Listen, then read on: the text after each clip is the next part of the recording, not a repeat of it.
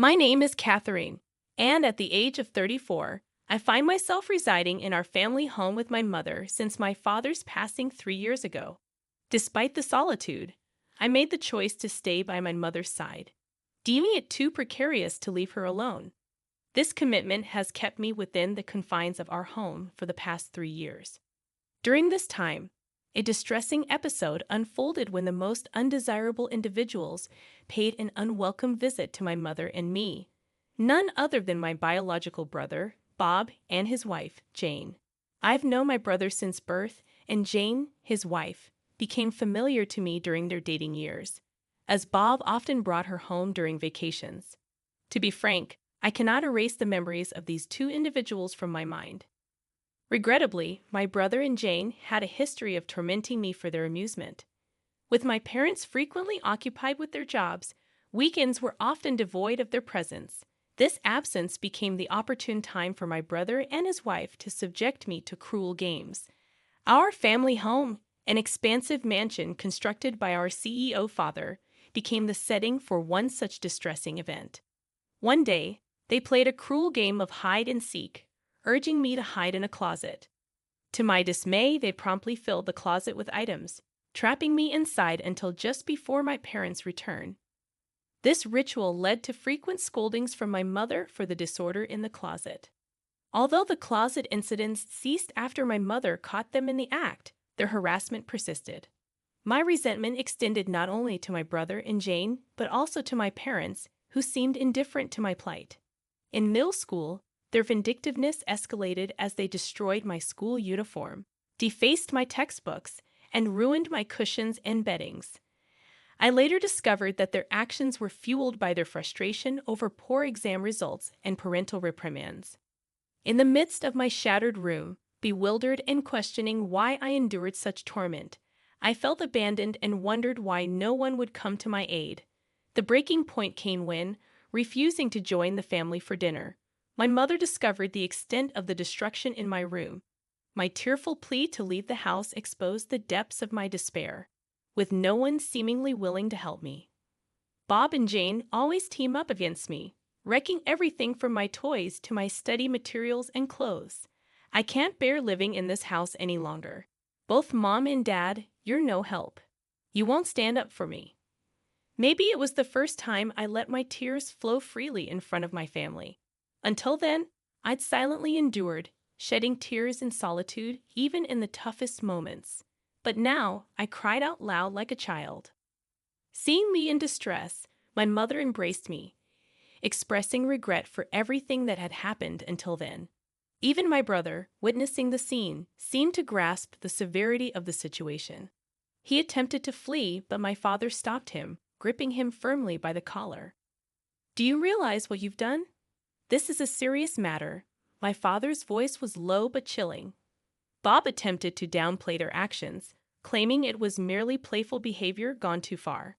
"Destruction of property is a crime," my father retorted calmly. "You need to understand the consequences and make amends." Bob protested, citing his status as a minor, but my father reminded him that parents bear the responsibility for their children's actions. With a heavy sigh, my father mentioned the option of Bob living with his uncle, who happened to be my father's younger brother. This uncle was known for his stern demeanor and intolerance towards mischief. He was feared by all the neighborhood kids, akin to a boogeyman. While he was kind to well-behaved children like me, he had no tolerance for troublemakers like Bob and Jane. Predictably, Bob refused vehemently, claiming he would mend his ways. I've heard that too many times. My father's voice was firm as he confronted Bob and Jane. "When you two locked Catherine in the closet, when you chased her around, when you threw bugs at her knowing she's afraid of them. Each time we learned of your actions, we scolded you, and you always promised to never do it again. But you did it anyway. We can't tolerate someone who hurts our family, even if they are family. Never set foot in this house again." With those words, my father grabbed Bob by the scruff of his neck and forcibly removed him from our home. Later, I learned that my parents had been infuriated by Bob's behavior. However, despite their scolding, Bob seemed oblivious to the gravity of his actions and continued his harassing behavior towards me. I came to the conclusion that he must be beyond help. Some people, like Bob and Jane, fail to comprehend the most fundamental societal norms. It was a bitter realization. Originally, Bob had plans to attend university on our father's dime after high school. However, our father, recognizing his behavior, intervened, predicting that Bob would only continue to harm others even in a university setting. Consequently, Bob ended up working at our uncle's company immediately after graduating from high school.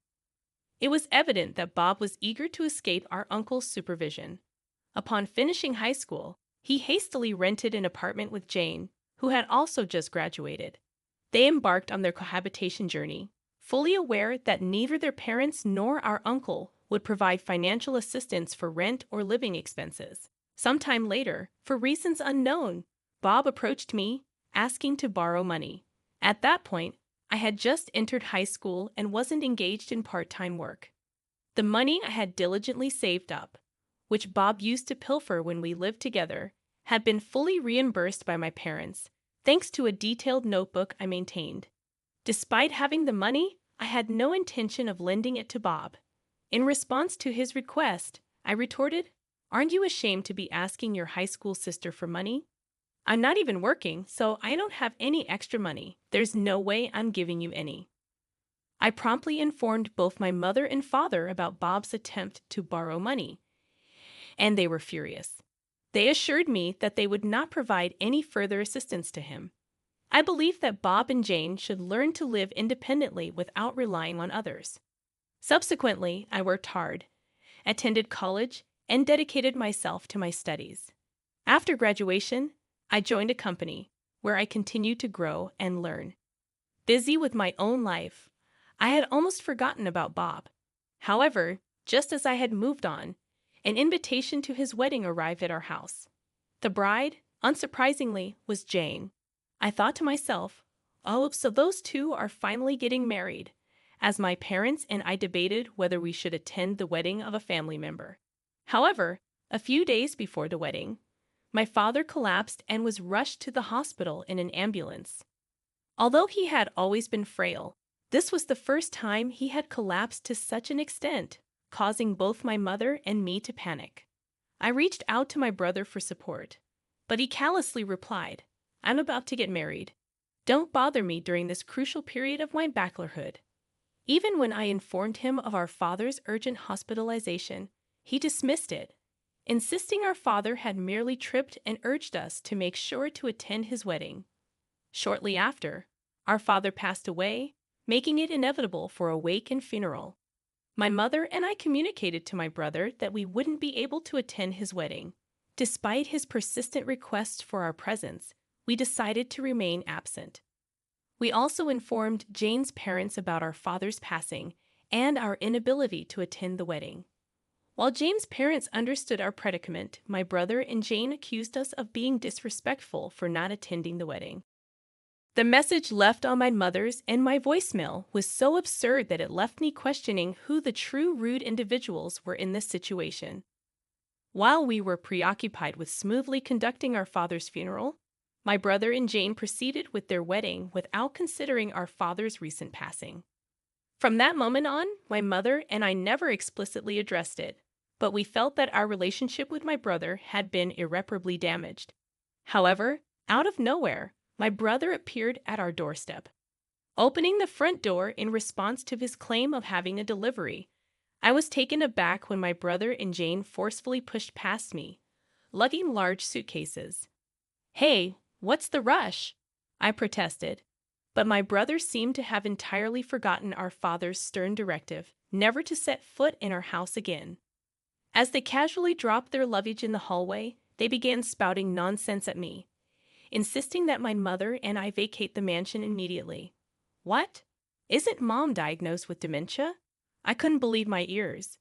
This luxurious mansion isn't suitable for someone like her or a loser like you who never improves. It should be taken over by glamorous people like Jane and me, so you guys should leave right away. I was left utterly stunned. What on earth was my brother talking about? It had been 3 years since our father's passing, and he hadn't offered an apology. visited the grave, or made any efforts to reconcile. And now he was demanding ownership of the mansion while presuming our mother's dementia and planning to evict her. Speechless, I stood there as our mother emerged from a room in the back. "Catherine, what's going on?" she asked, bewildered. Upon seeing my brother, she said something utterly unbelievable. "Oh, who might you be? If you're a stranger, please leave," she declared. In response, my brother and Jane laughed mockingly, dismissing her behavior as a sign of worsening dementia. "See? This is how she is every time we call her. Her dementia must be getting worse. I'll leave it to you to take care of Mom." "You can have Mom. I'll take the mansion," my brother declared, callously laying claim to our family home. After asserting his claim as the eldest son, Bob confidently strolled deeper into the house, leaving me bewildered. Jane, following Bob's lead, turned to me and my mother, mimicking his arrogance. "Take the old lady and get out. I never want to see you again," she declared. Rushing to my mother's side, I asked if she was okay. Subsequently, as if we were being forcibly driven out, my mother and I left the mansion, leaving behind the old furniture. Fortunately, a friend who heard about our situation offered us his vacant house, explaining he was abroad and couldn't manage it. Originally, his cousin cared for the house, but with his impending relocation, the timing aligned perfectly. Upon settling into the new house, my mother and I finally felt at ease, taking a deep breath. Laughing, my mother suggested selling the mansion outright, stating that she still disliked Bob and Jane's behavior. I questioned her about Bob's claim that she had dementia, and she revealed a surprising truth. 2 years ago, Bob and Jane incessantly asked her for money, that they didn't attend their father's funeral, and never contacted her afterward. Frustrated by their audacity, she pretended not to know them and treated them as strangers, leading Bob and Jane to misinterpret her actions as signs of dementia. Deciding it was wrong to evict someone presumed to have dementia, my mother promptly arranged to sell the mansion.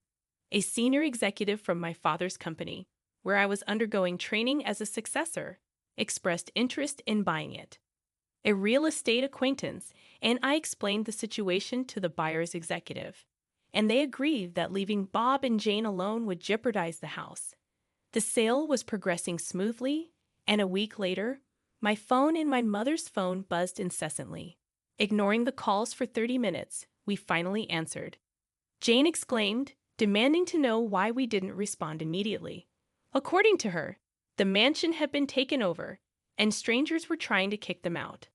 I couldn't help but burst out laughing. Chuckling, I informed her that my mother, the rightful owner, had sold the house to a new owner.